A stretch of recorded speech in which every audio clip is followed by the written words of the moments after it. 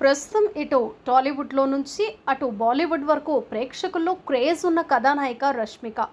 Pushpa 1తో pan India స్థాయిలో గుర్తింపు తెచ్చుకున్న ఆమె ఇప్పుడు పుష్ప 2 ది రైజ్లోనూ అలరించేందుకు సిద్ధమవుతున్నారు.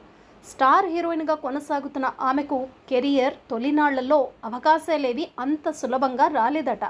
అందుకు చాలా కష్టపడాల్సి వచ్చిందని తాజాగా ఓ ఇంటర్వ్యూలో చెప్పుకొచ్చింది. కొన్ని ఆడిషన్స్కి వెళ్తే నటనకు పనికి వచ్చే ముఖమేనా అని కామెంట్లు వినిపించాయట. ఆడిషన్కి వెళ్ళిన ప్రతిసారి కన్నీళ్లతోనే ఇంటికి తిరిగి వచ్చేదాన్ని అని ఆమె షేర్ చేసుకున్నారు. ఒక సినిమా కోసమైతే పదే పదే ఆడిషన్ చేశారట. ఎట్టకేలకు ఆ మూవీలో సెలెక్ట్ అయ్యానన్నారు.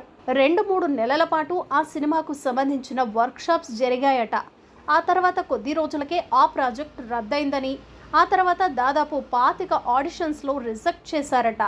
తన నటనపై వాళ్ళకెప్పుడూ అనుమానమే ఉండేదని, ఇలాంటి సవాళ్లను ఎన్నో ఎదుర్కొన్నానన్నారు రష్మిక.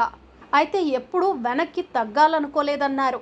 దీంతో తన ప్రతి సినిమాకు తనను తాను మెరుగుపరుచుకుంటూ వచ్చానని, తానెప్పుడు తన సినిమాలు చూసుకున్నా ఇంకాస్త బాగా చేస్తే బాగుండేది అని అనుకుంటారట రష్మిక.